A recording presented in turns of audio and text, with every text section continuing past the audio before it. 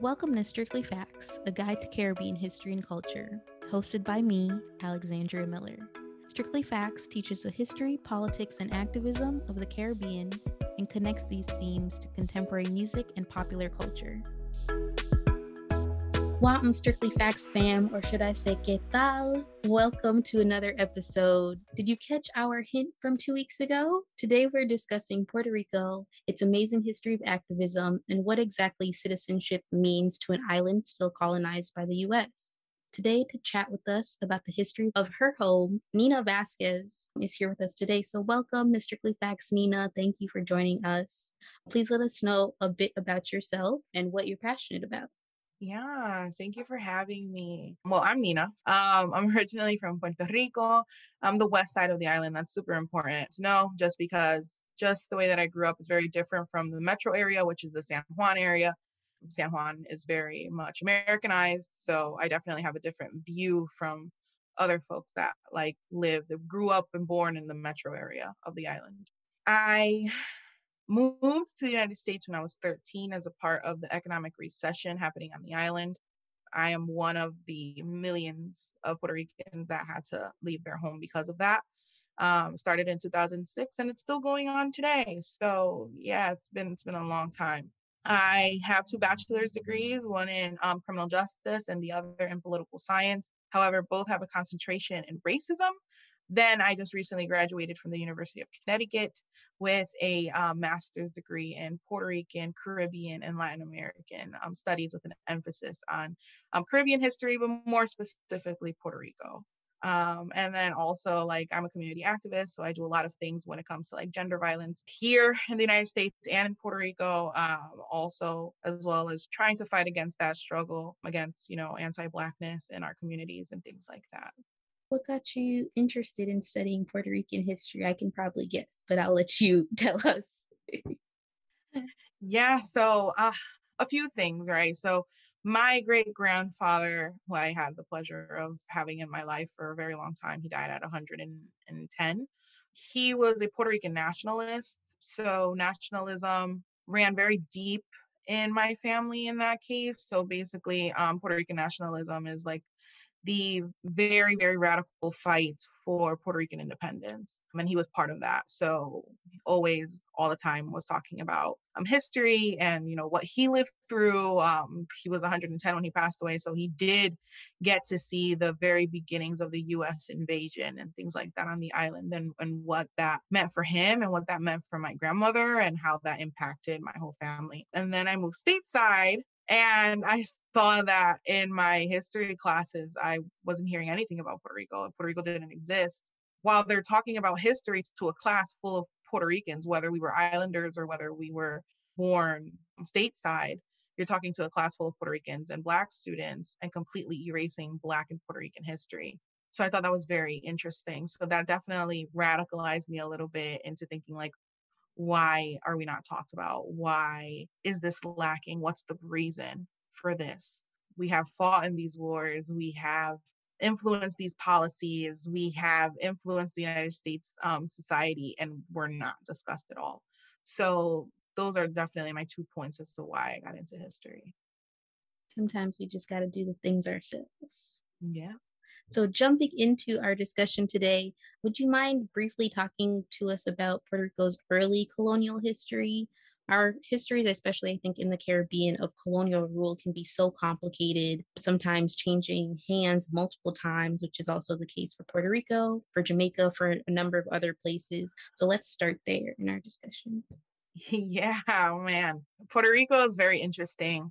I usually tell people before I start talking about Puerto Rico is whatever type of preconceived notion that you have, you need to throw it out the window.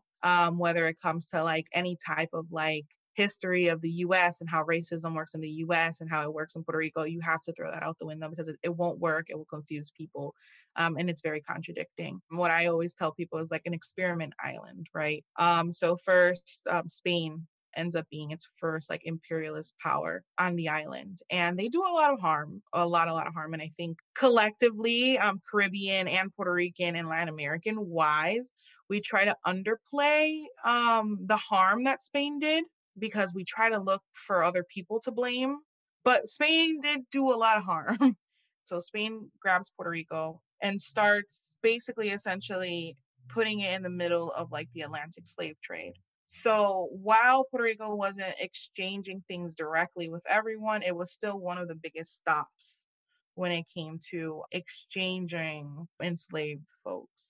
So Puerto Rico becomes that hub. And then what ends up happening is that people who are enslaved in Cuba start moving to Puerto Rico. People who are enslaved in Haiti start moving to Puerto Rico. People who are enslaved in Dominican Republic start moving to Puerto Rico, and so on and so forth. So Puerto Rico then becomes this very, very unique, multicultural place, even before the United States invaded. And that honestly gets Spain a little bit upset because then they feel like they're starting to lose grip on Puerto Rico. So Puerto Rico is basically known for their sugar cane, just like most of the Caribbean. So essentially, Spain starts implementing all these rules because they're losing hold of Cuba during this time. So I'm talking about like the 19th century. So they're losing hold of Cuba, they're losing hold of Mexico as well. They're having a lot of revolts and a lot of issues in the Caribbean. So one of the first things they say is like, well, we need to start quote unquote domesticating these people on this island of Puerto Rico, because if they get any ideas, then essentially we're going to lose all of our power. They definitely start with like experimenting in Puerto Rico when it comes to like policies like the Black Code. And the Black Code is like one of Spain's biggest policies on like, if any person who's Black, enslaved, or free raises their hand at a white person, whether they're from Spain or descendants of Spain or whatever, just if they're white, you have full autonomy to hurt them in any way you see fit. And that becomes a very, very big jumping point for the beginnings of this pro-independent movement on the island. So they're seeing that now the Spanish are starting to mobilize and become more violent. Not to say that they weren't always violent, right? But now they're putting it in policy and now they're legalizing it. So it takes a different form. So then you have Black academics in Puerto Rico and Cuba as well. You have biracial academics, and then you have just activists and jibaros, which are people who were considered like lower class white people. You have all these people coming together and banding and say, you know what, Spain is actually pretty messed up and we have to band together and we have to take this. So you create this multiracial, multicultural movement on the island in the 19th century, and you start revolting. And it gets Spain very, very upset because now they're saying, well, if we can't extend our whiteness to the poor white, then how else are we going to get control back? So I think discussing Puerto Rico in the terms of like race and class is very, very important, especially with Spain, because while Spain did try to extend that whiteness card to poor white people, it did work to one extent, but on the other extent, it really didn't. Also, understanding that race in Puerto Rico and racism and slavery was very, very different. So you did have enslaved Black folks, but you also did have enslaved white folks. And they did not have any such thing as the one drop rule, or they didn't have any such thing as like generational slavery or anything like that. I think a lot of people get that confused, and people get very confused whenever you say there's free Black people in Puerto Rico during the 19th century. It's very hard for people to like really wrap their minds around that. And I think a lot of that has to do is because of what we consume in American history, and understanding that American history, the racism and the institution of slavery in the United States just developed very differently from the Caribbean. So a lot of the biggest activists during the 19th century were Black and very well educated. That's another point that's really important. That's going to segue into us talking about like just the independence movement in the 60s and 30s and things like that. So Spain ends up saying, you know what, we heard you after this really big multicultural, multiracial revolt that they had known as El Grito de Lares. Because we heard you, we're tired of this. We're going to leave. So you know what, we're going to draft a letter that's called La Carta Autonómica. And it was written in 1897. And it's really important to know that date. So it's written in 1897, and basically it states, Spain states, listen, we're going to grant you independence. In no way, shape, or form did they ever discuss remotely whether they wanted to give people citizenship. That was not even a question. What they were saying was, we're going to give you full autonomy. So it's either literally nothing or all, essentially.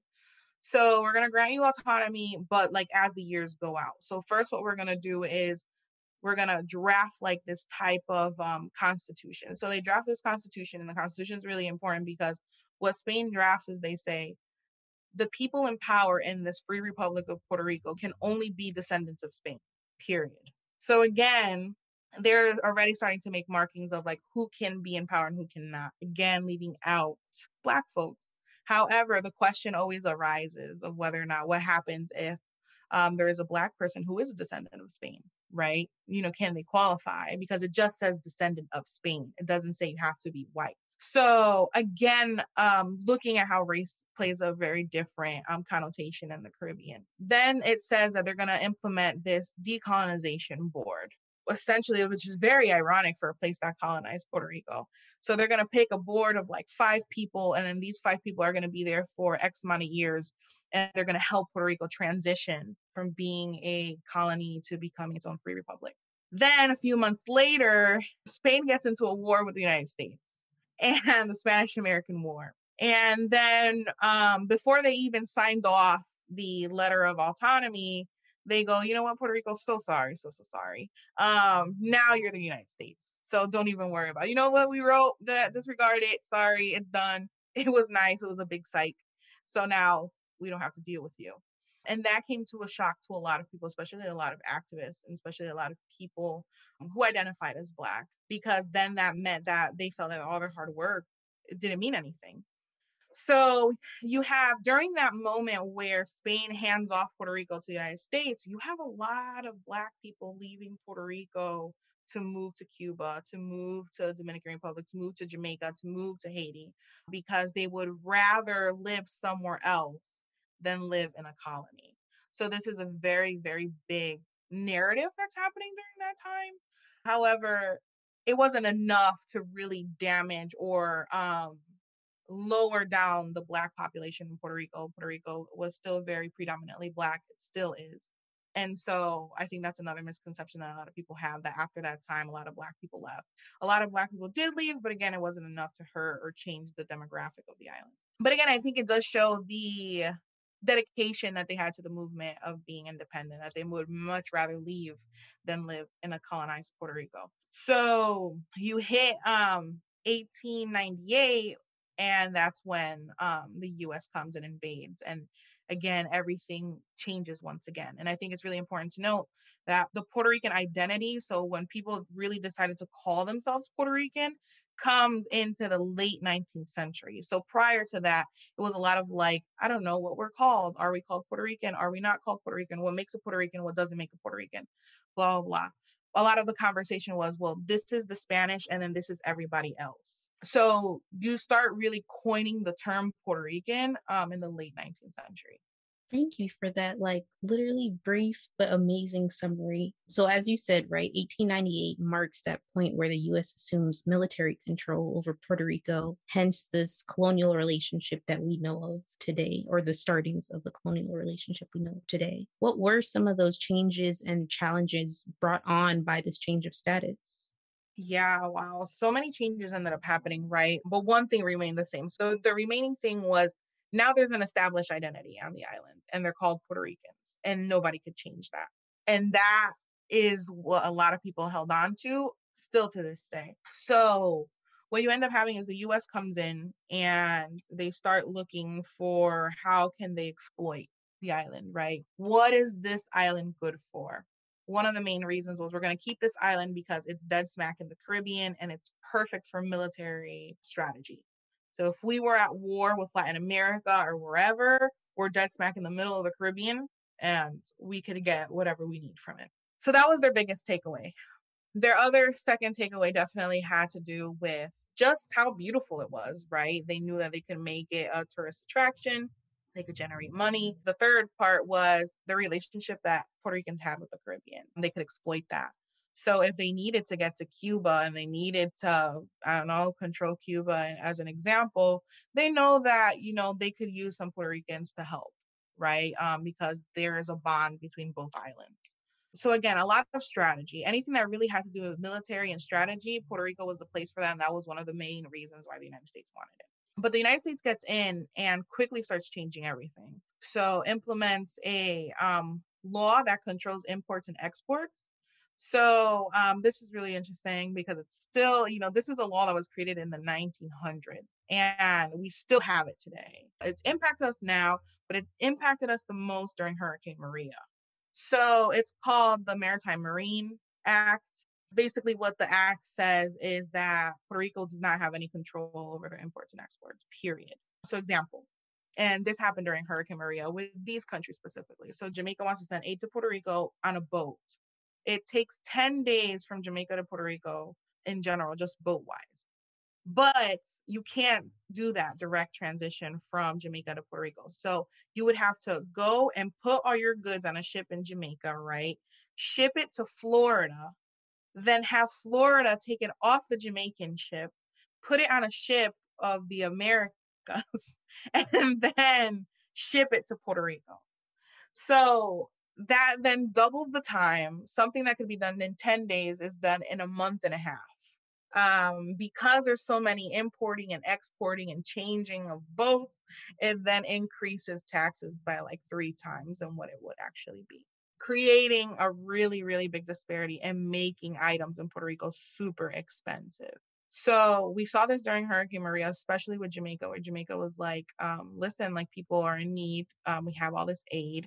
Can we please send these items to Puerto Rico directly? And the United States is like, no, you know that we have this act and you know that how it runs. You've been a part of this act for more than 100 years. So like, if you knew if this was going to happen, then you should have started sending your aid 10 days before. And Jamaica's like, it was a hurricane. Like, like how are we supposed to know that it was going to hit Puerto Rico this bad? So what the United States ended up doing is what they did in 2017 when the hurricane hit was what they call the symbolic lift. And they lifted the Jones Act for 10 days. Ironically, because what ended up happening was, so Jamaica sends their stuff and they get there on day 10. So the American Coast Guard on the island then says, sorry, it's day 10, you have to go back. All the aid is already there. All you have to do is accept it. But the fact that it got there on the 10th day when the lift ended, they had to send back the aid to Jamaica, do the whole transition again. So the aid from Jamaica ended up getting to Puerto Rico like 3 months later. It was a very, very rough thing to talk about. But again, you see, like this is something that happened that was placed in the 1900s and it's impacting us today. So that was definitely one of the biggest changes that the United States brought in. At that same year, that's when citizenship was forced on Puerto Ricans. So a lot of Puerto Ricans did not care for American citizenship. They really didn't want it. They didn't see the need for it. However, the United States needed people for war. They needed people to recruit. And so they thought that Puerto Rico would have been good for it. Also because Puerto Ricans knew what it meant to live in a tropical area. So they were good for like warfare. So basically they put a lot of African Americans and Puerto Ricans on the front line. Again, with like prejudice and racist notions in mind when they did all of this. But however, the citizenship that we got from the United States is really interesting because it's a second-class citizenship. So essentially, like Puerto Ricans on the island cannot vote for presidency. They also don't have any representation in Congress, but they're highly taxed. Any changes that happen in the United States does impact Puerto Rico, but again, no representation at all. Also one of the things that goes really underlooked is the fact that the United States has the ability to pick and choose which parts of the Constitution they want to apply to Puerto Rico. So there's this misconception that the Constitution automatically applies to Puerto Ricans because of the citizenship, but actually not. So when they wrote it up, they actually said that they can pick and choose which parts of the Constitution they deem suitable for Puerto Rico. And also, if they granted the citizenship, they knew that then it would be very much harder for Puerto Ricans to then want to advocate for independence. So they wouldn't have to deal with that part. So they thought. So it complicates everything for sure. You have them controlling your imports and exports on top of them now implementing the citizenship that you didn't even want in the first place, that now automatically can draft you into their wars. Then they come in and they implement a gag law, which is definitely still a hot topic today. So the gag law basically says they implemented an all English policy. So in schools, at job forces and everything like that. In schools, it harms a lot of people because what ends up happening is you have little kids trying to learn Spanish, right? They're trying to learn like the grammatical rules of Spanish. And then all of a sudden you take that out. You're like, nope, now we're learning English. And then you cause all these students to flunk out. So you have kids dropping out of school at third grade, first grade level because they can't do it. Then you have teachers who, again, are leaving their jobs because they have to learn a whole different language to then do their jobs. So you then create like this really big disparity in the education system, and you create a hole, which then benefits the US, of course, because then the people who could stay in the education system are the military children and the rich. So that's what ends up happening. My grandmother was definitely part of that because this happened like in the 1930s and it stayed for a while. And my grandmother was harmed. I think she ended up dropping out like at sixth grade. She was like, I can't do this. Then with that gag law comes like the suppression of any type of like assembly. Puerto Ricans were not allowed to assemble. Were not allowed to have anything that was pro-independence. So any Puerto Rican flags had to automatically be taken down if they were associated with any nationalist or independent sentiment. During that year came the change of the color of the flag, which is why when people always get very confused why Puerto Rico has so many different colors with their flags. So the Puerto Rican flag with the sky blue, which is the light blue, is Puerto Rico, I guess, before the United States. And then Puerto Rican flag with the navy blue is after the United States invasion. So the United States wanted them to change the flag to match the United States with their navy blue. So there's a lot of change, cultural changes, linguistic changes, racial changes going on as well. So, you have all these military people, white American military people settling in Puerto Rico, having sex with our women, and then reproducing all these children and then leaving because they don't deem Puerto Rican women to be fit. Go figure. So there's a lot of like demographic changes happening as well. So also causes a lot of issue of like identity, unfortunately. So like, where am I? Where do I fall into this Puerto Ricanness category is going on during all this time. So again, a lot of changes, and it harms Puerto Rico deeply. Another big change that came with the US was Puerto Ricans were not allowed to have their own governor up until 1950. So it was in the 1950s where Puerto Rico was allowed to actually elect a Puerto Rican governor. Other than that, prior to that, it was all military appointed officers. And military appointed officers who were white, who have never been to a tropical area before, who have never learned Spanish before or anything like that, that didn't know how to even govern a place like that, were the ones in power. But again, you have this very big pushback in the Gag Law 53 that was limiting all these things by the independence movement on the island. Are there any questions so far? Not necessarily a question because I've read about the gag law. And I think one thing that, when you want to talk about parallels across the Caribbean, right? We may have linguistic differences. We obviously have the French, the Spanish, the Dutch, the English Caribbean, but there are so many things when you look at our colonial histories that are paralleled, right? So I'm sure because of the gag law, the appearance or the value of Puerto Rican culture, right? Being able to speak Spanish and what comes with that is obviously there becomes a hierarchy, US imposed hierarchy, rather. And that even makes me think back to our languages episode that we had probably a few months ago now, right? Where we talked about this creation of how Jamaican patois, which, patois in itself is a coded word, right? Jamaican language is seen as less than, compared to this quote unquote standard English, right? The way that these colonial powers have so heavily imposed and sort of made us question ourselves in this sense, right? We could go on and on that realm, but I mean, that's just one thing that came to mind as you were talking. I guess from here, I definitely want us to talk about what the nationalist movement in the 20th century looked like. Yeah. So the nationalist movement in the 20th century was pretty cool. It's one of my favorite things to talk about. I say it was cool, but it was very, very violent. um, but they had to be, right? They were dealing with a lot of counter violence as well. So they had to act a certain way. I really want to talk about it in a non-male centered way. Because I think whenever we tend to talk about the Puerto Rican nationalist movement, we tend to focus on Pedro Albizu Campo as the face of it, and which he was, right? I'm not taking that away from him at all. He absolutely was the face, and for many reasons. He lived in the United States, so he understood what it meant to live in both areas. He went to school in the United States, so he was very well educated. He was also Black, and all these other things are involved in that. So I'm not definitely not taking that away from him. He's just a very interesting character as well. But I will give him his flowers. However, I really do want to present it in a different lighting. The nationalist movement was very much so a woman's movement. It was very much so a Black movement. It was very much so a working class movement. So he ends up opening up this narrative, right? He thinks nationalism is very important, and it's very important to distinguish between Puerto Rican nationalism and then U.S. nationalism.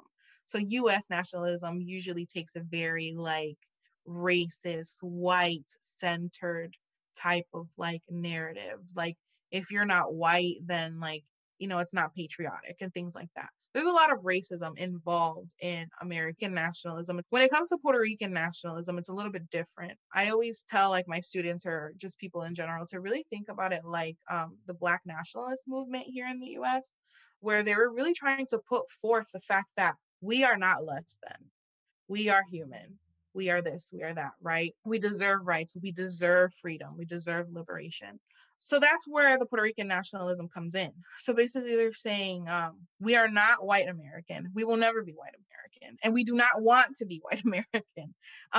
Our needs are different. We are Black, or we are biracial. We are, because, they definitely were very big on inclusivity. And we need these things, right? So again, making that distinguishable idea between what is American nationalism and what is Puerto Rican nationalism. They're very different. They're not even remotely in the same ballpark. So Pedro Albizu Campo ends up creating this coalition and this party, this political party. And he says, we will get independence by any means necessary. And he meant that, any means necessary. So whether it was armed, whether if people died, and people were willing to die for the cause. And that's something that really mind blown the United States, was that people were genuinely willing to die for the island. And I think that became very noticeable when it came to their military tactics. So one of the biggest reasons why the Nationalist Party as a whole specifically was very militant is because Pedro Albizu Campo was in the U.S. military. So he knew strategies and militant just ideas to really carry this on. So it's very interesting, him as a person, how he takes this script and flips it on the US. So he's basically like, how are you mad at me when you taught me how to do this? You know what I mean? You can't be mad at me. You should be mad at yourself. So he's a really cool character when it comes to that. So what he ends up doing, he helps train women as well. So you have women who are armed from all walks of life, rich, poor, in the middle, in between, Black, white, biracial, or women who identified as Taína. You have everything across the board, right? Another thing is that Puerto Rican nationalism was not only just Puerto Rican, if that makes sense. They were very well connected to Black power movements in the US and also in the Caribbean as a whole. Another thing was their biggest thing was they wanted to connect to the nationalism that began in the 19th century. So they wanted to honor those who fought in the 19th century in the 20th century. And I think they did a really good job with that. So they took their manifestos from the 19th century and they tweaked them to fit the society that they were in. So you had, again, very interesting, in the nationalist movement, you had people who were farmers, you had people who were working in the agricultural world, you had people who were professors, you had people from all walks of life literally banding together and doing these things. So you have events like La Masacre de Ponce, which is one of the biggest events in Puerto Rican history and one of the saddest, which basically it's The Nationalist Party was going to do a march in the town of Ponce in Puerto Rico. And then the US military shot a whole bunch of people down and killed them. Again, a very blatant way of the United States trying to take down those who speak out against US imperialism.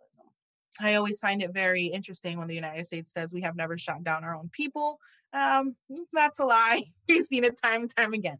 Quite literally, they go into the town of Ponce, they shoot out a whole bunch of nationalist movement members, and then they start saying that the nationalists turned against each other and they were shooting at each other.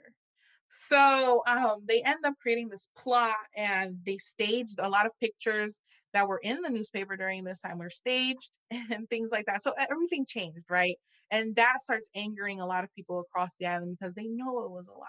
They know that this was plotted. There was a lot of people there and they saw it themselves that it was happening. Then you have that big event that happens, which then further radicalizes the nationalist movement. Then you have in the 1950s Lolita Lebron and then her crew. Lolita Lebron is again another Puerto Rican nationalist woman who recently died. And she's one of my favorite figures in Puerto Rican history.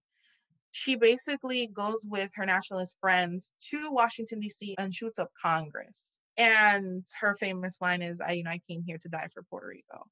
She shoots up Congress while Congress is in session. Her main goal was to shoot up the president. She wanted to assassinate the president of the United States. And again, it's just this result of built up frustration of we're asking you to let us go. We're asking you for this. It makes sense. Why aren't you letting us go?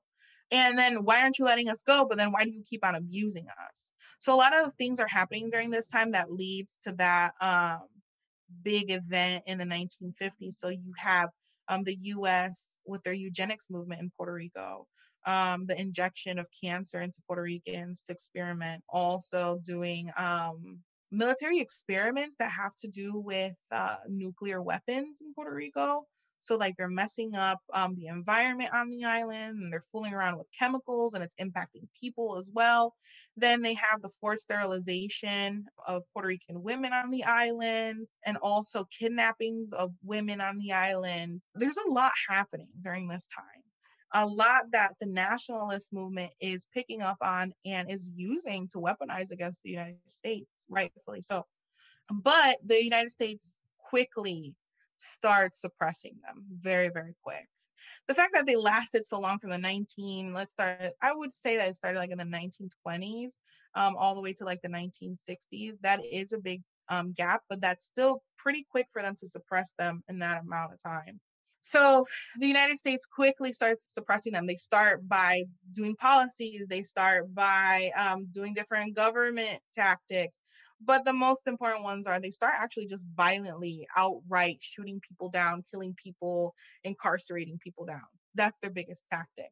So they end up taking one of the biggest figurines of the movement, which is Pedro Albizu Campo, and they incarcerate him. They incarcerate him, but then they also start playing around with like nuclear weapons in his jail cell to create chemical burns on him. So they were literally experimenting on him through his cell wall. And he was a chemist. So interestingly, when he was in his cell, I guess he was feeling like his body was like in pain and he just didn't understand why.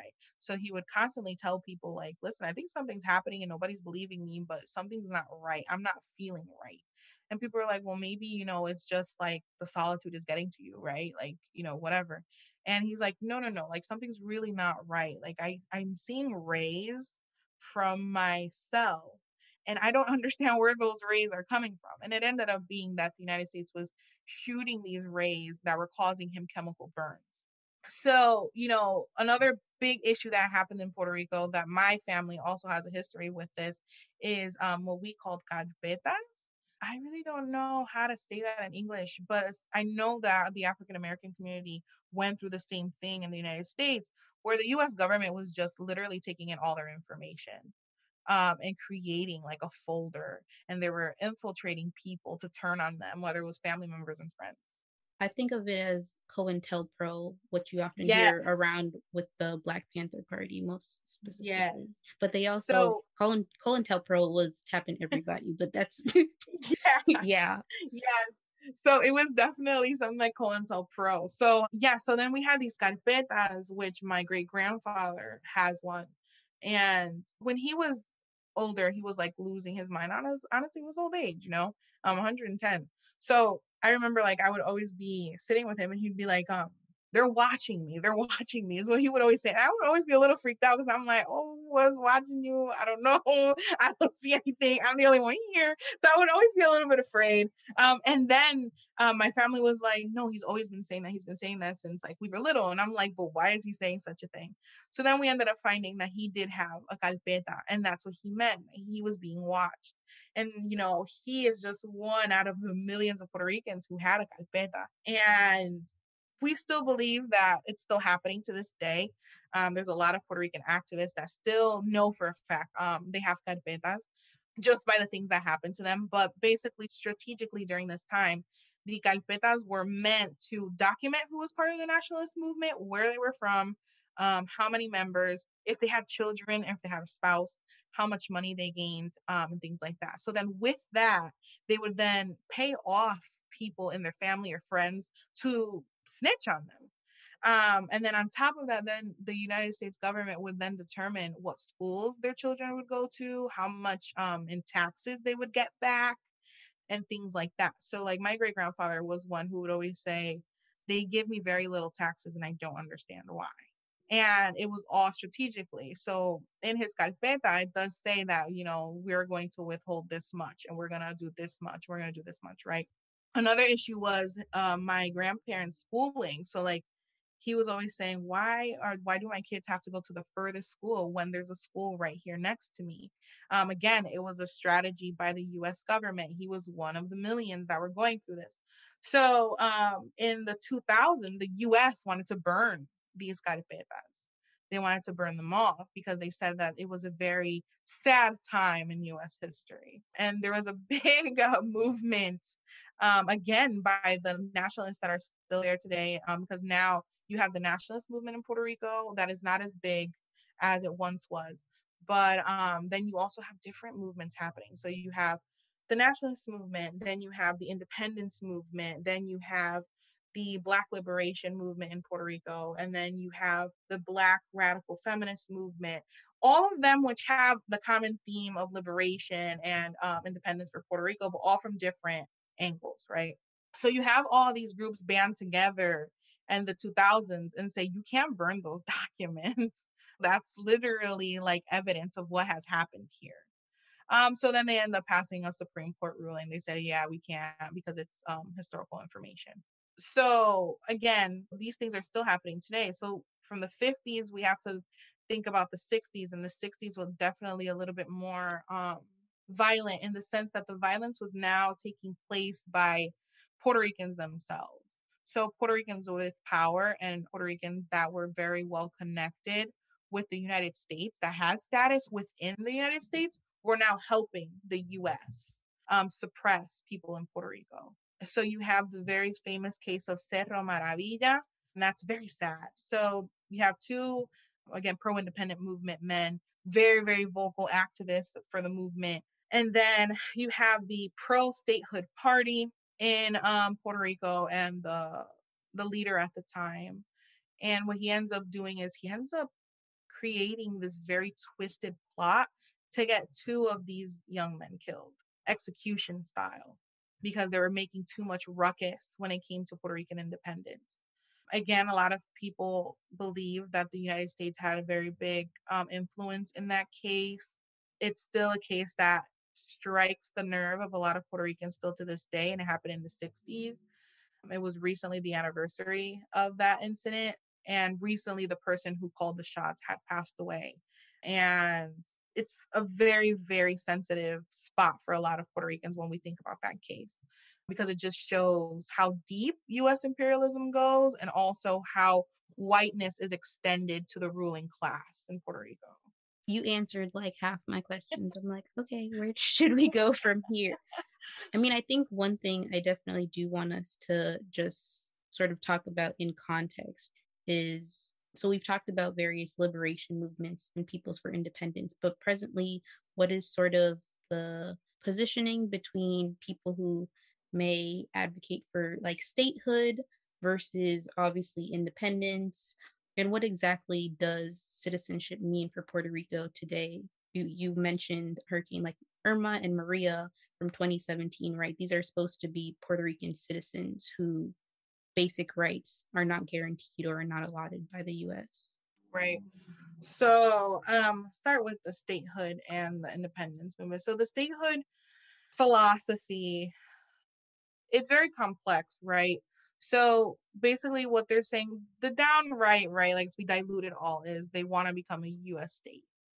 However, it's the reasons why they want to become a US state. So they want to become a US state because one, they can file for bankruptcy. US states can file for bankruptcy and they could get help from the United States. So Puerto Rico unfortunately has a very big debt that they're trying to pay back. But however, that debt was also created by the United States. So go figure. Like a number of other Caribbean islands. Yeah. Exactly. So that's one of the biggest reasons of the modern day statehood movement, right? So they want to become a state because they could file for bankruptcy. They want to become a state because then the Constitution finally will apply completely to the island. Another reason is we already have the citizenship, so why not just give us the status? Like it's done, right? And then another would be just the governmental help that they feel like they would get. I don't know how much of all of that is true. I think in theory it makes sense. However, in practice, I think that's where the statehood party kind of loses ground. It does have a big following, but with the older generation. So basically, the older generation of Puerto Ricans who really do, I don't know, they had to survive. They survived a lot of things, so they really do feel that that's the way to go. And also thinking of all the historical events I just talked about, like those are things that definitely impacted them into being very pro statehood. And also because there's a big Puerto Rican diaspora in the United States. So you might as well just make it a state. We're everywhere. That's one of the biggest things is we're literally everywhere. And also you would get representation in Congress. You need representatives, you need senators, and things like that. So if you could get all these things, it would benefit the island, but it will also benefit the parties, the dominant parties on the island, the political parties. And then on the flip side, one of the reasons why the United States doesn't want to grant statehood is because one, in the early 1800s, they made it very clear that Puerto Rico was considered an unincorporated territory. So meaning that we could give them this, that, and the third, but in no way, shape, or form they're going to be part of this alliance. That's one. The second definitely would be Puerto Rico, honestly, in the eyes of the United States, is too black. They do not want to grant statehood because then it would change the demographic completely for the United States. And they do not want that.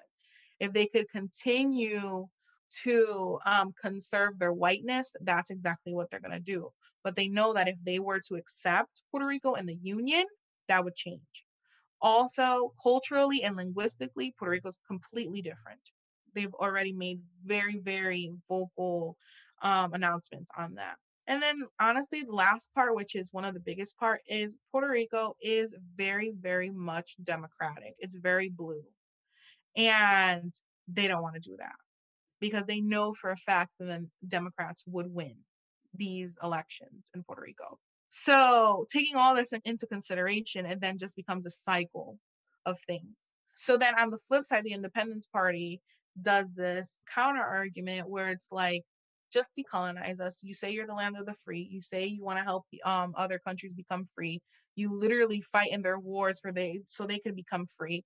But you have us here and in this headlock and you're not letting us go. Just give it to us. It would be beneficial for us and it would be beneficial for you. Just let it go. Also, the preservation of culture and language, that's very, very big. Definitely the independence movement fears a lot that the Puerto Rican culture will be lost if we were to become a state.